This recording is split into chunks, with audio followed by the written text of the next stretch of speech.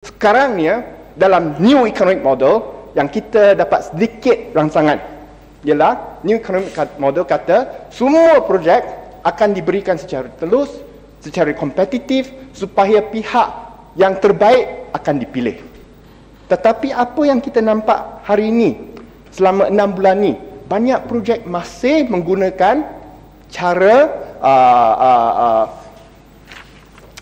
rundingan terus seperti sebelum ni, tidak mengikut prinsip-prinsip yang telah pun ditetapkan dalam new economic model.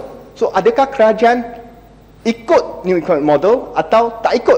Dan apakah caranya bagi kerajaan untuk melaksanakan projek-projek yang telah pun disenaraikan dalam RMK 10? Saya nak berikan beberapa contoh saja.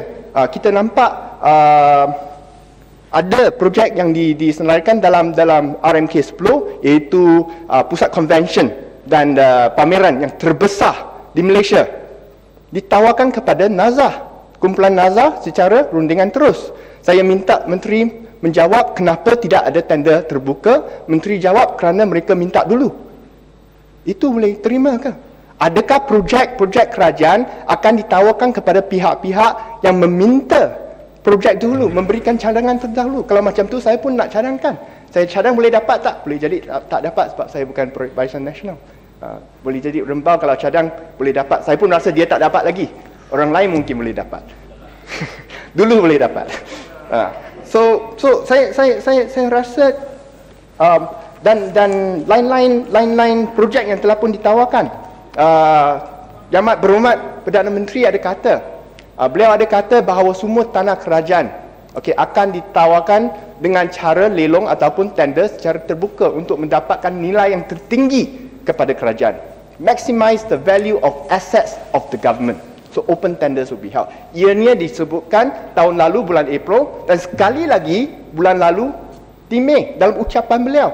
Tapi pada masa yang sama kita lihat 3 keping tanah yang cukup mahal, yang cukup bernilai diberikan secara terus kepada pihak-pihak yang tertentu. Yang pertama, satu keping tanah 62 ekar di Jalan Duta ditawarkan kepada Nazah sebagai bayaran kepada bangunan pusat convention seperti apa yang saya katakan tadi. Kenapa tanah ini tidak ditender secara terbuka untuk mendapatkan nilai yang tertinggi sebelum bayaran dibuat kepada pihak Nazah? Kenapa ada barter trade seperti ini yang tidak transparent, tidak telus dan tidak dapat mencapai nilai yang tertinggi bagi kerajaan?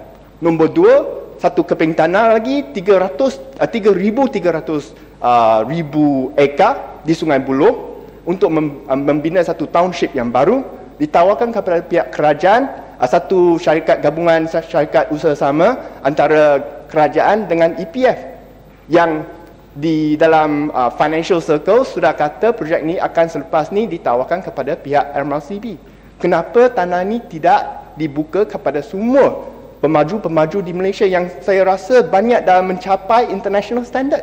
Banyak award-award yang kita dapat adalah daripada award-award international telah dicapai oleh pemaju-pemaju di Malaysia. Kenapa tidak ada satu beauty contest, tengok siapa yang paling boleh membawa kebaikan kepada tanah tersebut dan kita tawarkan tanah tersebut kepada pihak dia dengan harga yang tertinggi. Kenapa tidak buat begitu? Kerajaan sekarang selalu kata government does not know best. The era when government knows best is over. Saya dengar banyak kali dah. Tapi pada masa yang sama, kerajaan menentukan setiap kali siapa yang boleh dapat kontrak, siapa yang tak dapat. So, why is there this contradiction? Satu lagi yang kita tahu, belum ada details yang terperinci lagi, maklumat yang terperinci lagi, iaitu tanah di Sungai Besi, tanah tentera udara Sungai Besi yang sekarang ni ditawarkan kepada 1MDB dengan satu foreign investment daripada Qatar, satu joint venture. So saya nak tanya kepada pihak kerajaan, adakah EPF merupakan pemaju yang terbaik di Malaysia?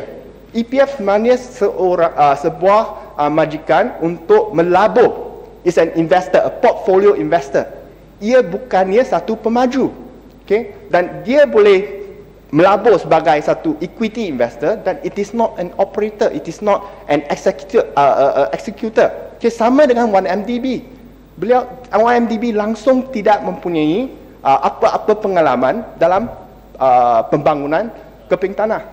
Don't have, tak ada. Okay. Terima kasih kepada sahabat saya, sebut nama saya semua.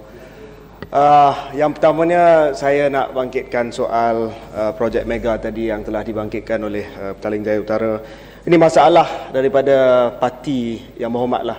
Dulu banyak memberi kritikan terhadap projek mega. Termasuk juga saya percaya, kalau tak silap saya, pemimpin parti Yang Berhormat sendiri kata projek Lebuh Raya ataupun projek jambatan Pulau Pinang dulu yang pertama tu waste of money. Sekarang ni dialah yang pakai jambatan tersebut, dialah yang minta pelaburan untuk jambatan kedua. Inilah masalah pembangkang yang tidak melihat jauh ke hadapan. Tapi itu tak apa. Itu kemudian yang saya nak sampaikan di sini adalah kritikan Yang Berhormat tentang usaha privatisation. Contohnya bidang-bidang tanah yang diswastakan ini semua berdasarkan kepada andaian, ya. Tidak disebut bahawa EPF ataupun KWSP akan menjadi developer. Tidak disebut bahawa One Malaysia Berhad akan menjadi developer. Mereka adalah investor.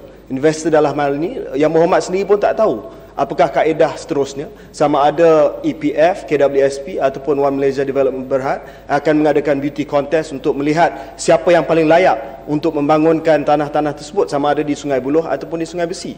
Jadi Yang Berhormat selalu buat andaian tanpa dapat kepastian. Jadi oleh sebab itu saya harap Yang Berhormat berhati-hati sikitlah dalam buat apa-apa kesimpulan. Dua perkara yang dibangkitkan. Yang satu, bahawa pihak pembangkang selalu membangkang saja, tak kira projek, asal mega projek kita bantah. Kita tak bantah projek, kita tak bantah bina airport, kita tak bantah bina jambatan. Apa yang kita bantah ketidaktelusan dengan pemberian harga projek yang cukup tinggi, cukup lumayan kepada pihak-pihak kroni yang tertentu. Itu yang kita bantah. Kita tak bantah pembinaan, kita tak bantah kemajuan. Nombor dua, bagi pemberian tanah ini, itu bukan saja andaian. Yang Amat Berhormat Perdana Menteri telah pun mengumumkan bahawa tanah ini akan diperuntukkan kepada satu syarikat gabungan antara kerajaan dan EPF untuk memajukan tanah tersebut. Sudah diberitahu. Tetapi perkara EPF yang terperinci mungkin kita belum tahu, tapi bahawa EPF akan menjadi pemaju. Apakah basis dia kerajaan berikan tanah itu kepada pihak EPF? Adakah Yang Berhormat, saya nak tanya, adakah Yang Berhormat rasa apakah basis dia kerajaan memberikan tanah diberi Sungai Besi kepada 1MDB? Tak ada basis. Salah ke tanah ini diberi kepada Sovereign Wealth Fund, diberi kepada EPF yang mempunyai yang pencarumnya adalah rakyat biasa, daripada terus diberi kepada syarikat swasta? Saya bagi jalan ni, sebagai satu pemberian yang baik. Yang Berhormat sebab bukan diberi kepada syarikat, kepada satu orang. PJ Utara nak bagi jalan. WSP diberi kepada Sovereign Wealth Fund. Isu ini tak beri lagi. Kita bagi jalan, Yang Berhormat. So